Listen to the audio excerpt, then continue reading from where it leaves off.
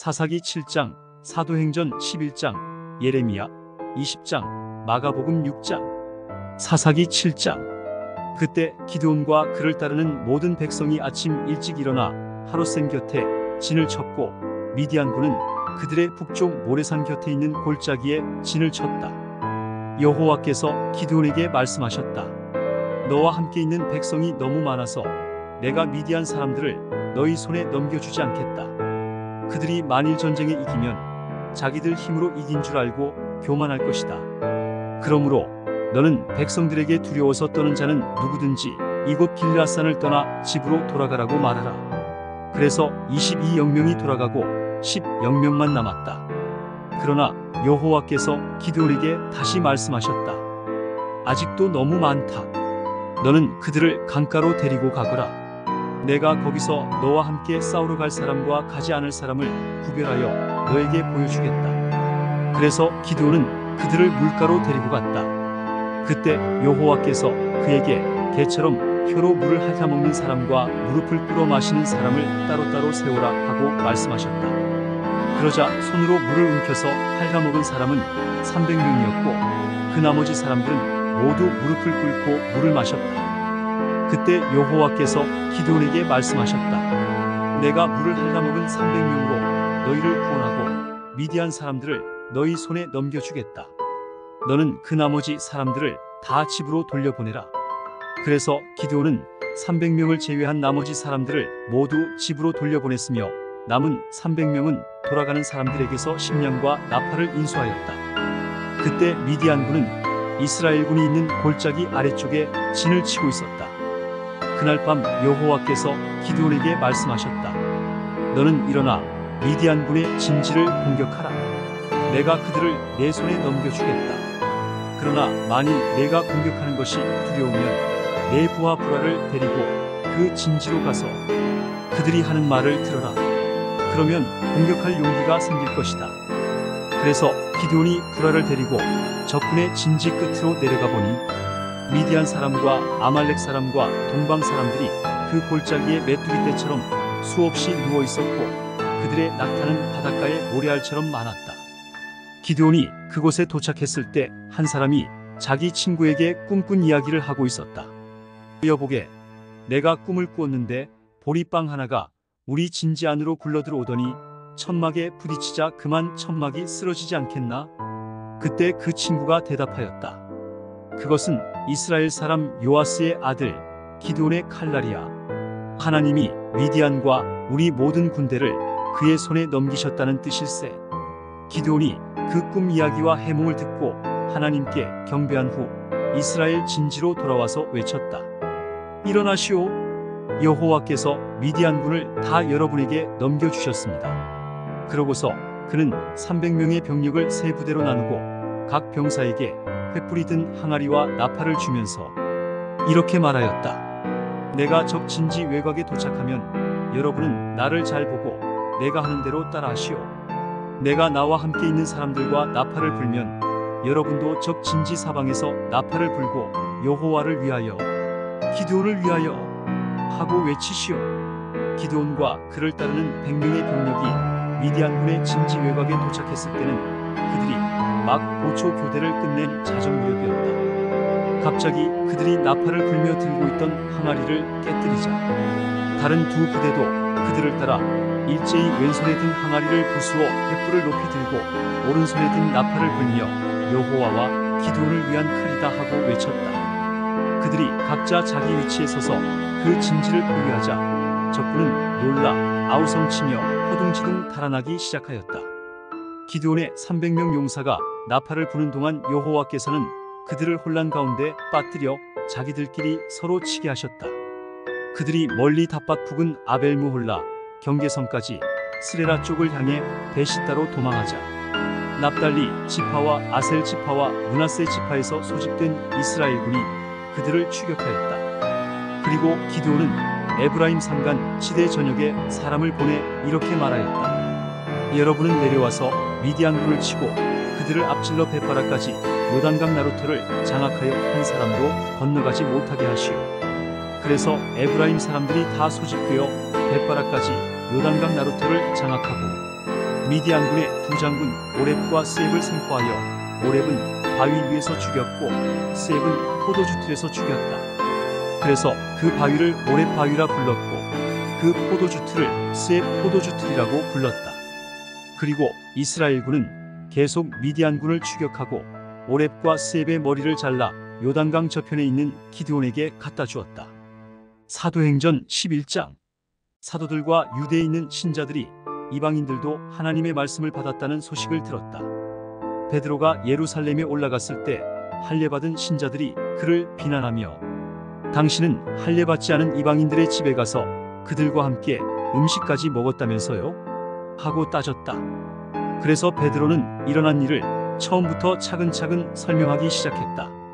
내가 욥바에서 기도하다가 환상을 보았는데 큰 보자기 같은 것이 내 귀가 메어 하늘에서 내려왔습니다. 그 속을 자세히 보니 땅에 네 발 가진 짐승과 들짐승과 기는 것과 공중에 새들이 있었습니다. 그때 베드로야 일어나 잡아먹어라 하는 음성이 들려왔습니다. 그러나 나는 주님 그럴 수 없습니다. 저는 속되고 깨끗지 않은 것은 입에 넣어본 적이 없습니다. 하고 대답했습니다. 그러자 하나님께서 깨끗하게 하신 것을 속되다고 하지 말아라 는 두 번째 음성이 들려왔습니다. 이런 일이 3번 있은 후에 모든 것은 다시 하늘로 들려 올라갔습니다. 바로 그때 가이사랴에서 나에게 보낸 3사람이 내가 머물러 있는 집에 왔습니다. 마침 성령께서 의심하지 말고 함께 가라고 말씀하시기에 이 6 형제들과 함께 나는 고넬료라는 사람의 집으로 갔습니다. 그 사람은 자기 집에 천사가 나타나서 사람을 욥바로 보내 베드로라는 시몬을 불러오너라. 그가 너와 내 온 가족이 구원받을 말씀을 일러줄 것이다 라고 말하더라는 이야기를 우리에게 해주었습니다. 그래서 내가 말하기 시작하자 성령께서 처음 우리에게 내려오신 것처럼 그들에게도 내려오셨습니다. 그때 나는 요한은 물로 세례를 주었으나 너희는 성령으로 세례를 받을 것이다 라는 주님의 말씀이 생각났습니다. 주 예수 그리스도를 믿었을 때 하나님이 우리에게 주신 것과 같은 선물을 그들에게도 주셨으니 내가 누군데 하나님의 일을 막을 수 있겠습니까? 그들은 이 말을 듣고 의심이 풀어져서 하나님을 찬양하며 그렇다면 하나님이 이방인들에게도 생명에 이르는 회개의 기회를 주신 것이 아닌가 하였다. 스데반의 일로 생긴 박해 때문에 흩어진 신자들이 페니키아와 키프로스와 안디옥까지 가서 유대인들에게만 말씀을 전하였다. 그러나 그들 가운데 몇 사람은 키프로스와 구레네 사람들이었는데 그들이 안디옥에 가서 그리스 사람들에게도 주 예수님에 대한 기쁜 소식을 전파하였다. 주님의 능력이 그들과 함께하므로 많은 사람들이 믿고 주님께 돌아왔다. 이 소문이 예루살렘 교회에 알려지자 그들은 바나바를 안디옥으로 보냈다. 바나바는 가서 하나님의 은혜로 많은 사람들이 믿게 된 것을 보고 기뻐하며 모든 사람에게 굳센 마음으로 언제나 주님만 의지하라고 격려하였다. 그는 성령과 믿음이 충만한 착한 사람이었다. 그래서 많은 사람들이 주님을 믿게 되었다. 그런 다음 바나바는 사울을 찾으러 다소에 가서 그를 만나 안디옥으로 데리고 왔다. 그들은 꼬박 1년 동안 그곳 교회에 있으면서 많은 사람들을 가르쳤다. 그리고 제자들이 처음으로 안디옥에서 그리스도인이란 말을 듣게 되었다.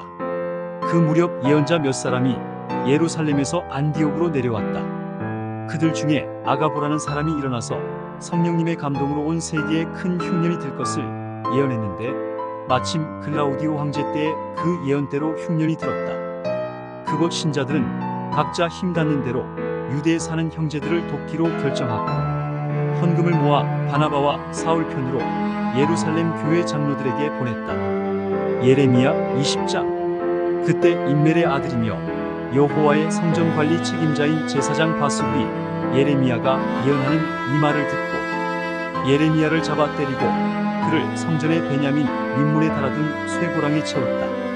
다음날 바수리 예레미야를 그 쇠고랑에서 풀어주자 예레미야가 그에게 이렇게 말하였다. 여호와께서 내 이름을 바스훌이라고 부르지 않고 사방 두려움을 뜻하는 마골미사빕으로 고치셨다. 여호와께서 직접 너에게 하신 말씀을 들어보아라. 내가 너를 너와 내 모든 친구들에게 두려움이 되게 할 것이니 너는 그들이 원수의 칼날에 죽는 것을 보게 될 것이다. 내가 모든 유다 백성을 바빌로니아 왕의 손에 넘겨주겠다. 그가 이 백성을 바빌로니아로 끌고 가서 칼로 죽일 것이다. 또 내가 이 성의 모든 재산, 곧 모든 농산물과 귀중품과 유다 왕들의 모든 보물을 그 원수들에게 넘겨주어 그들이 그 모든 것을 바빌로니아로 약탈해 가게 하겠다. 바수가 너와 너의 모든 집안 사람들이 포로가 되어 바빌로니아로 끌려가 거기서 죽어 묻힐 것이며 또 너의 거짓된 예언을 들은 내 친구들도 그렇게 될 것이다. 여호와여, 주께서 나를 속이심으로 내가 속임을 당했으며 주께서 나보다 강하심으로 나를 이기셨습니다. 내가 하루 종일 조롱거리가 되어 모든 사람들에게 비웃음을 사고 있습니다. 내가 말할 때마다 횡포, 멸망 하고 부르짖게 되니 내가 주의 말씀 때문에 하루 종일 수치와 모욕을 당합니다. 내가 다시는 여호와를 기억하지 않고 그 이름으로 말하지 않겠다 하면 주의 말씀이 내 속에서 타오르는 불길 같아서 내 뼛속에 사무치니 내가 답답하여 견딜 수 없습니다. 나는 많은 사람들이 사방에 두려움이 있다. 그를 고발하자, 그를 고발하자 하고 수군거리는 소리를 듣고 있으며 내가 신임하는 모든 친구들까지도 내가 타락하기를 바라며 그가 유혹에 빠질지도 모른다. 그때 우리가 그를 잡아 복수하자 하고 말합니다. 그러나 여호와여, 용사와 같은 주께서 나와 함께 하심으로 나를 박해하는 자들이 나를 이기지 못할 것입니다. 그들은 실패하여 영원히 잊혀질 수 없는 수치를 당할 것입니다. 의로운 자를 시험하여 그 마음의 깊은 뜻과 생각을 알아내시는 전능하신 여호와여, 내 사정을 주께 말씀드렸습니다. 그들이 주께 보복당하는 것을 내 눈으로 보게 하소서. 여호와께 노래하라. 여호와를 찬양하라. 그가 가난한 자의 생명을 악한 자의 손에서 구원하셨다. 내가 태어난 날이 저주스럽구나. 내 어머니가 나를 낳던 그날이 복되지 않았더라면 좋았을 텐데. 내 아버지에게 아들이야 아들, 자네에게 아들이 생겼어 하고 기쁜 소식을 전하여 아버지를 즐겁게 하던 자가 저주스럽구나. 그 사람이 여호와께서 사정없이 무너뜨린 성처럼 되었더라면 그가 아침에는 부르짖는 소리를, 낮에는 전쟁의 함성을 들었더라면 좋았을 텐데. 어째서 그가 나를 태에서 죽이시지 않았는가? 내가 어머니 뱃속에서 죽었더라면 그것이 나의 무덤이 되었더라면 좋았을 텐데. 내가 무엇 때문에 태에서 나와 이런 고생과 슬픔을 겪으며 수치 가운데서 나날을 보내는가? 마가복음 6장. 예수님이 그곳을 떠나 고향으로 가시자 제자들도 따라갔다. 안식일이 되어 예수님은 회당에서 가르치셨다. 많은 사람들이 듣고 놀라며 이렇게 말하였다. 저 사람이 이 모든 것을 어디서 얻었을까? 저 사람의 이런 지혜와 놀라운 힘이 어떻게 해서 생긴 것이냐? 저 사람은 마리아의 아들 목수이며 야고보와 요셉과 유다와 시몬의 형제가 아니냐? 저 사람의 누이 동생들도 우리와 함께 여기 있지 않느냐? 그러고서 그들은 예수님을 배척하였다. 예수님은 예언자가 고향과 친척과 자기 집에서는 존경을 받지 못한다 하시고 거기서는 아무 기적도 베풀 수가 없어서 병자 몇 사람에게만 손을 얹어 고쳐주셨다. 예수님은 그들이 자기를 믿지 않는 것을 보고 놀라시지 않을 수 없었다. 그 후 예수님은 여러 마을을 다니며 가르치셨다. 그리고 예수님은 12 제자를 불러 둘씩 짝지어 보내시며 더러운 귀신을 쫓아내는 권능을 주시고 그들에게 이렇게 명령하셨다. 여행하는 데 필요한 지팡이 외에는 아무것도 가지고 가지 말아라. 식량이나 가방이나 돈도 가지고 가지 말고 신발만 신고 여분의 옷도 껴입지 말아라. 예수님은 다시 말씀하셨다. 어느 마을에 들어가든지 거기서 떠날 때까지 너희는 한 집에서 머물러라.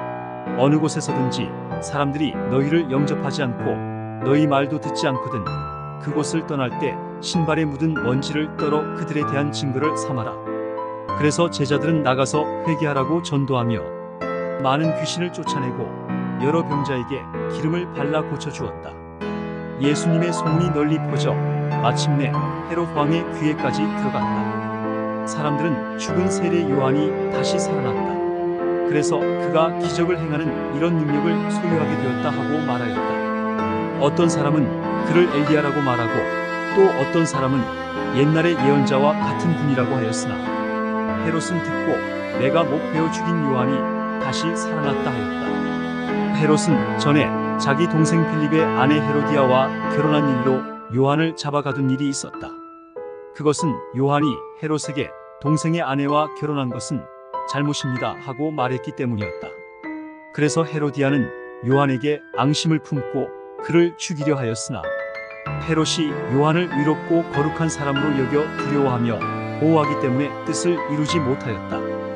헤롯은 요한의 말을 들을 때 몹시 괴로워하면서도 그의 말을 즐겨 듣곤 하였다. 마침 헤로디아에게 좋은 기회가 왔다. 헤롯이 자기 생일에 보관들과 고위군 지휘관들과 갈릴리의 귀빈들을 초대하여 잔치를 베풀었다. 그 자리에 헤로디아의 딸이 들어와 춤을 춰서 헤롯과 참석한 손님들을 즐겁게 하자 왕은 소녀에게 내 소원이 무엇인지 말해보아라. 내 나라의 절반이라도 주겠다 하고 약속하였다. 소녀가 나가서 자기 어머니에게 무엇을 요구할까요? 하고 묻자 그녀는 세례 요한의 머리를 달라고 하여라 하고 대답하였다. 그래서 소녀는 급히 왕에게 가서 세례 요한의 머리를 쟁반에 담아 지금 곧 제게 주십시오 하였다.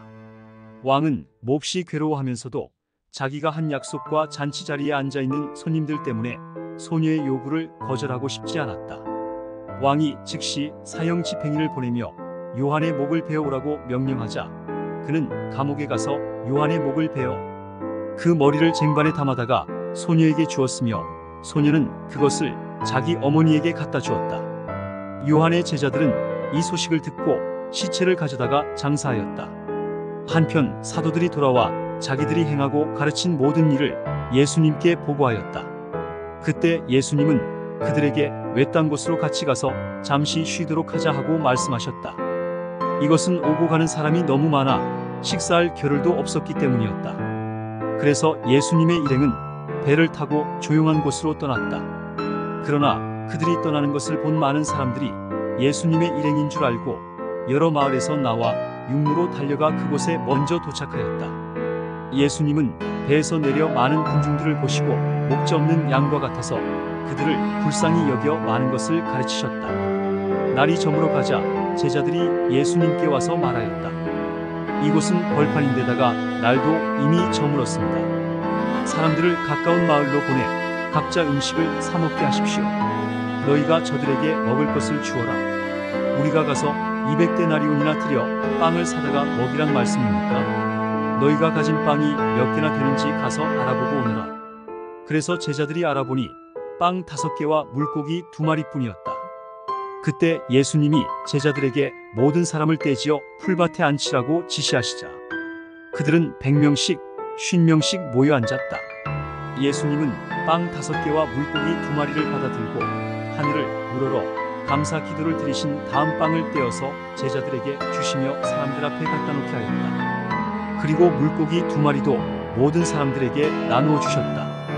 그래서 그들은 모두 실컷 먹고 남은 빵과 물고기 조각을 12광줄이나 거뒀으며 먹은 사람은 남자만 약 500명이었다. 예수님은 군중들을 돌려보내시는 동안 제자들이 서둘러 배를 타고 자기보다 먼저 건너편 벳세다로 건너가게 하셨다. 군중을 다 보내신 후에 예수님은 기도하시려고 산으로 가셨다. 날은 이미 저물었고 제자들이 탄 배는 바다 한가운데 있었으며 예수님은 혼자 육지에 계셨다. 바람이 휘몰아치므로 제자들이 노를 젓느라고 애쓰는 것을 보신 예수님은 새벽 4시쯤 바다 위를 걸어서 제자들에게 오셨다가 그대로 지나가시려 하셨다. 그때 바다 위를 걸어오시는 예수님을 보고서 제자들은 유령인 줄 알고 모두 놀라 소리를 질렀다. 그래서 예수님이 즉시 그들에게 나다 무서워하지 말고 안심하여라 하시면서 그들이 탄 배에 오르시자 곧 바람이 그쳤다. 제자들은 너무 놀라 어쩔 줄 몰랐다. 이것은 그들이 빵에 대한 기적을 깨닫지 못하고 오히려 마음이 둔해졌기 때문이었다. 그들은 바다를 건너 게네사렛 땅에 이르렀다. 사람들은 배에서 내리는 예수님을 금방 알아보고 온 지방으로 뛰어다니며 병자들을 자리에 누인 채로 예수님이 계시는 곳에 데려왔다. 또 사람들은 예수님이 이르시는 곳마다 병자들을 길거리에 데려다 놓고 예수님의 옷자락이라도 만지게 해달라고 간청하였으며 만진 사람은 모두 나았다.